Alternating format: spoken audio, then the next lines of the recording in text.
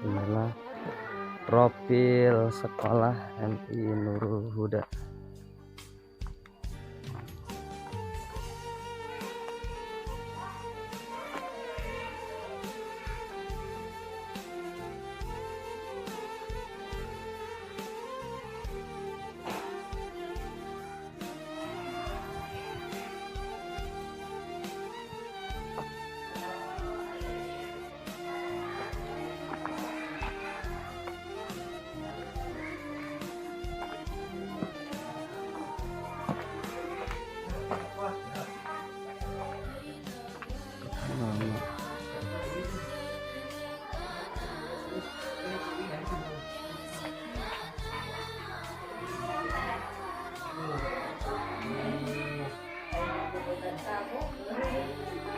Ruang kantor.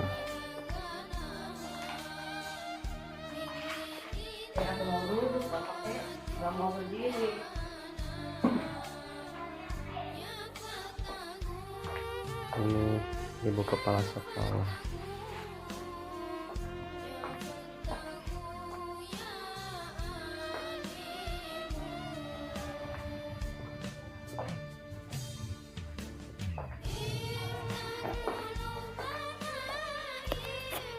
Oke. Assalamualaikum warahmatullahi wabarakatuh.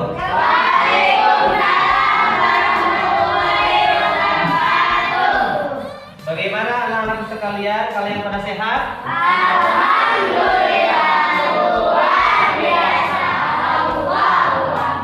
Oke. Nah, sekarang pada hari ini kita akan melaksanakan rangkaian pembelajaran fikih, ya. Tapi sebelumnya kita akan mengabsen dahulu, ya. Oke, ini udah semuanya hadir? Hadir. Oke. Kita absen dulu ya, satu persatu. Kita absen dulu dari sini. Muhammad Irfan hadir? Hadir. Muhammad Rizki hadir. Muhammad Mahmud hadir. Nur Faiz Mutabar hadir. Oke, untuk semuanya pada hadir kan? Alhamdulillah. Sebelum pembelajaran dimulai, supaya pembelajaran kita berkah, marilah kita baca doa bersama-sama. Silakan siapkan dulu. Siap doa. Bismillahirrahmanirrahim. Rabbi ghfirli warhamni rahman. Amin. Oke, anak-anakku sekalian, pada kesempatan ini Bapak akan menerangkan dan mempraktekkan tentang kurban, ya. Coba kalian sudah ada yang pernah berkurban? Oke, udah pernah berkurban? Udah. Ini udah berkurban? Belum. Tapi kalian pernah melihat atau menyaksikan penyembelihan kurban? Nah, di sini kita akan membahas tentang masalah kurban, ya. Jadi Bapak akan menerangkan dulu sebentar tentang kurban ini. Jadi ada beberapa hal diantaranya yang harus kalian ketahui. Yang pertama, kata kurban itu berasal dari bahasa Arab. Yang pertama, qoroba yuqorribu kurbanan. Qoribun yang artinya dekat, ya. Itu kurban menurut bahasa, ya. Sedangkan mana kurban menurut istilah di sini berarti kita berusaha menyingkirkan hal-hal yang dapat menghalangi upaya mendekatkan diri kepada Allah Subhanahu wa Ta'ala. Jadi dengan cara berkurban itu ya intinya adalah untuk mendekatkan diri kita kepada Allah, kepada Allah Subhanahu wa taala ya. Terus apa hukum kurban itu? Hukum kurban adalah sunnah muakkad bagi umat Islam yang sudah balik dan mampu. Kira-kira kalian ini udah balik belum? Udah balik belum? Sudah ya. Kalian udah balik ini ya. Sudah boleh untuk melaksanakan kurban. Terus setelah itu selain daripada balik, kalian sudah mampukah untuk mengerjakan kurban? Belum ya. Dikarenakan kalian belum punya dananya, belum punya uang untuk membeli seekor unta, sapi atau kambing ya. Adapun perintah kurban itu langsung diperintahkan oleh Allah Subhanahu wa taala dalam surat Al-Kautsar. Coba surat Al-Kautsar itu seperti apa? Bismillahirrahmanirrahim. Inna a'tainakal kautsar fasholli li rabbika wanhar inna syani'aka huwal abtar. Oke. Jadi gini, untuk surat Al-Kautsar ini tertera di dalam ayat kedua ya. Ayat kedua itu fasholli li rabbika wanhar. Artinya fasholli maka laksanakan sholat li rabbika karena Tuhanmu wanhar dan berkurbanlah ya. Kemudian dari mana kurban ini dilaksanakan? Asal mulanya yaitu yang dikisahkan oleh siapa? Oleh Nabi Ibrahim alaihi salam. Ya, kalian pernah dengar enggak cerita atau kisah Nabi Ibrahim menyembelih putranya bernama Ismail? Udah pernah belum? Udah ya, sering kita dengarkan. Terus Allah Subhanahu wa taala berseru kepada malaikat Jibril untuk mengambil seekor kibas dari surga sebagai pengganti Nabi Ismail alaihi salam. Jadi yang pertama ya, Allah memerintahkan kepada Nabi Ibrahim untuk menyembelih putranya bernama Ismail. Kemudian Nabi Ibrahim itu bertanya kepada Nabi Ismail, "Wahai anakku, ya, semalam ayah mimpi. Mimpi apa? Mimpi untuk menyembelih kamu, untuk mengorbankan kamu." Apa jawabannya Nabi Ismail alaihi salam? "Kerjakanlah ayah, ya. Kerjakanlah. Kalau misalkan ini adalah perintah Allah, insya Allah saya akan bersabar." Itu kisahnya ya. Dan sampai sekarang pun, sampai kita ya, sampai sekarang kurban itu mesti kita laksanakan ya. Itu adalah kisah dan syariat yang disyariatkan oleh Nabi Ibrahim alaihi salam ya. Coba untuk kalian, siapakah di antara kalian yang orang tuanya sudah mengerjakan kurban? Hah? Belum ada? Udah? Kata dulu. Udah. Kalian harus membaca ini ya, semua ya. Oke. Tadi sedikit banyaknya Bapak sudah menjelaskan tentang kurban, ya. Terus sekarang mau nanya sama kalian, Ya. Apa saja hewan ya ternak yang bisa untuk dikurbankan? Yang satu apa? Terus terus terus ada lagi. Kalau bebek gimana, bisa dikurbankan? Tidak bisa, ya, tidak bisa. Kalau misalkan untuk usia unta, sapi, kerbau, ya, umur berapakah minimal yang bisa untuk dikurbankan? 2 tahun. 2 tahun. Sedangkan kambing berapa tahun? 1 tahun. Jadi ketika kita mau kurban, ya, baik itu unta atau kambing atau kerbau, itu harus sesuai dengan fasenya umur masing-masing, ya. Coba jawab lagi. Untuk 1 ekor unta, 1 ekor kambing, dan 1 ekor sapi itu untuk berapa orang? 7 orang. Untuk 7 orang, ya.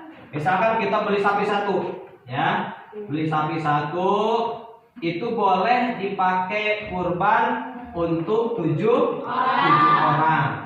Si Irfan, si Rifki, si Makmur, si Pais, si Tabah, sama si Hafiz. Boleh tuh 7 orang. Kalau kambing untuk berapa orang? 1. Untuk 1 orang, ya. Nah, kemudian apa saja yang tidak sah untuk dipakai kurban? Yang pertama, hewannya sapi. Yang kedua, yang ketiga, yang keempat, kurang umur. Yang kelima, oke. Yang pertama yang tidak boleh itu adalah sakit. Kambing sakit, kerbau sakit, unta sakit, kerbau sakit, itu tidak diperbolehkan untuk dijadikan kurban, ya. Yang sakit. Yang kedua apa? Pincang, kakinya nggak ada tapi pincang, nggak bisa jalan, itu tidak boleh. Selanjutnya apa? Cacat itu seperti apa? Ya, seperti buduk. Iya benar. Buduk. Kalian tahu buduk? Tahu. Ya, buduk itu tidak boleh dipakai kurban. Ya, kambingnya buduk nggak boleh. Selain buduk apa lagi? Kurang umur. Kambingnya misalkan baru 2 bulan sudah dipakai untuk berkurban, nggak boleh. Ya, minimal berapa tahun kalau kambing? 1 tahun. Ya, 1 tahun. Kemudian bagaimana sesuatu anggota tubuh yang terpisah dari badan hewan tersebut? Misalkan nih, si kambingnya itu kupingnya tidak ada 1, ya, itu sah tidak ketika dipakai kurban? Tidak. Atau hidungnya tidak ada? Jangan sama juga tidak. Harus yang gemuk, yang sehat. Kalian mau sehat apa mau sakit? Sehat. Maka kurban pun harus sehat, harus gemuk, ya, harus sempurna.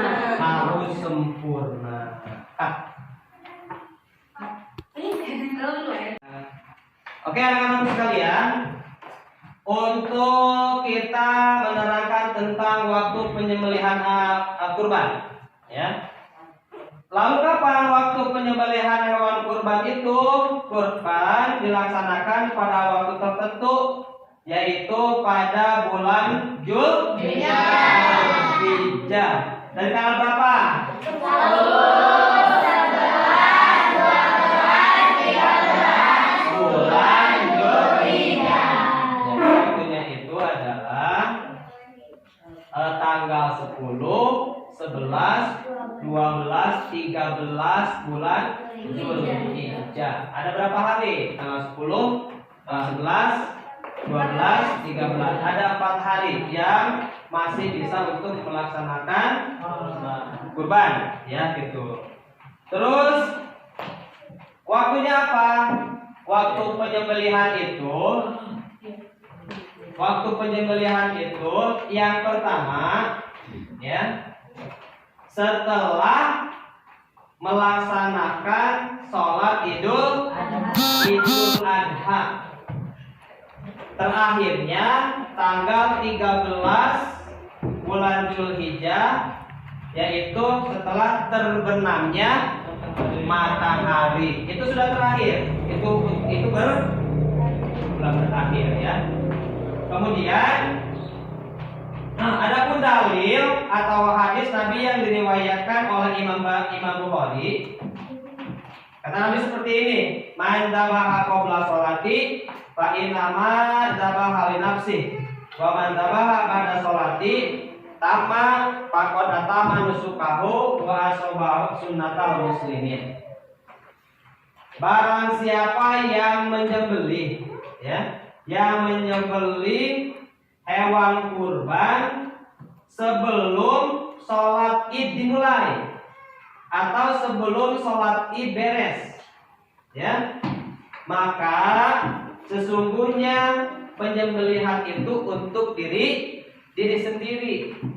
Jadi kalau misalkan kita melaksanakan penyembelihan kurban itu disembelihnya sebelum sholat id beres, maka penyembelihan itu untuk dirinya saja, tidak termasuk kurban.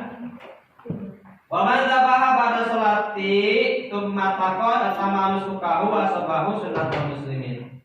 Dan barang siapa yang menyembelih setelah sholat beres, ya, maka dia telah menyempurnakan ibadah dan menjalankan ajaran orang Islam. Makanya penyembelihan itu harus dilaksanakan setelah sholat Idul Adha, ya. Oke, cut dulu. Udah belum? Oke, anak-anak sekalian, sekarang kita ke sesi pertanyaan.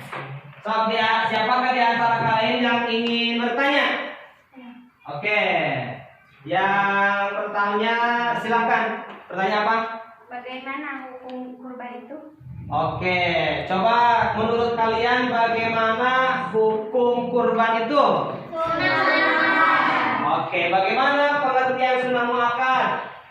Nah, jadi sunnah muakkad itu adalah salah satu sunnah yang diharuskan, ya, yang dikukuhkan.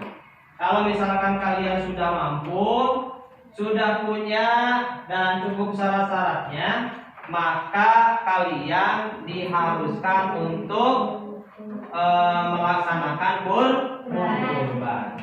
Siapa lagi di antara kalian yang? Oke, ayo. Kalau berkurban dengan hewan kurban? Oke, dia bertanya, bagaimana kalau berkurban untuk menggunakan hewan perempuan, umpamanya kambing perempuan. Kan biasanya kita menggunakan kurban itu memakai kambing yang jantan, ya, yang laki-lakinya yang ada tanduknya. Coba menurut kalian boleh apa tidak? Boleh, ya. Apalagi kalau si hewan perempuannya itu lebih gemuk, lebih sehat daripada si jantan, ya. Boleh. Itu untuk menggunakan hewan perempuan itu boleh. Oke, kan? Oke, sekarang kita akan masuk ke hikmah, ya. Tadi kurban kita sudah dibahas, maka sekarang kita akan membahas tentang hikmah. Apa sih hikmah yang terkandung dalam kurban ini, ya? Hikmah pertama yang bisa diambil dari ibadah adalah untuk belajar bersedekah. Ya, itu pertama hikmahnya. Hikmahnya untuk belajar bersedekah. Berarti kita melalui ritual penyembelihan kurban itu melatih diri kita supaya jangan pelit. Betul tidak? Oke. Dari apa harta yang disedekahkan ini berarti harus dikorbankan dengan ikhlas. Yang kedua, mengajarkan kepada kita untuk keikhlasan. Kalian memberikan sesuatu apapun kepada orang lain itu harus didasari dengan ikhlas, ya. Terus jadi dengan melakukan kurban kita telah mengorbankan dan berbagi harta yang dimiliki. Selanjutnya, hikmah daripada kurban ini adalah mengenang peristiwa Nabi Ibrahim yang akan menyembelih Nabi Ismail alaihi salam. Melatih keikhlasan dan keimanan, memberikan kesenangan pada fakir miskin. Ketika fakir miskin dikasih daging, maka hatinya akan senang. Ketika kita ada yang mengasihi, kita senang tidak? Senang, ya. Terus selanjutnya hikmahnya adalah untuk menyingkirkan sifat kebinatangan dalam diri kita. Untuk selanjutnya ibadah yang dicintai oleh Allah. Jadi kurban ini adalah salah satu ibadah yang paling dicintai oleh Allah. Makanya kurban ini butuh perjuangan. Ya, butuh perjuangan. Kita harus membeli kambingnya dulu, menyediakan ini, menyediakan itu, ya. Harus memakai biaya. Ya. Oke. Nah, anak-anakku sekalian, mungkin pembelajaran kita sampai di sini saja ya. Insya Allah kita di minggu yang akan datang kita akan membahas tentang akikah. Ya, insya Allah di minggu berikutnya kita akan mempelajari materi tentang akikah. Mungkin itu saja yang dapat Bapak kemukakan dari materi ini. Mohon maaf ya atas segala kekurangan. Mudah-mudahan apa yang kita pelajari sekarang ini mendapatkan ilmu yang bermanfaat. Amin ya Allah ya Rabbal alamin. Itu saja. Wassalamualaikum warahmatullahi wabarakatuh.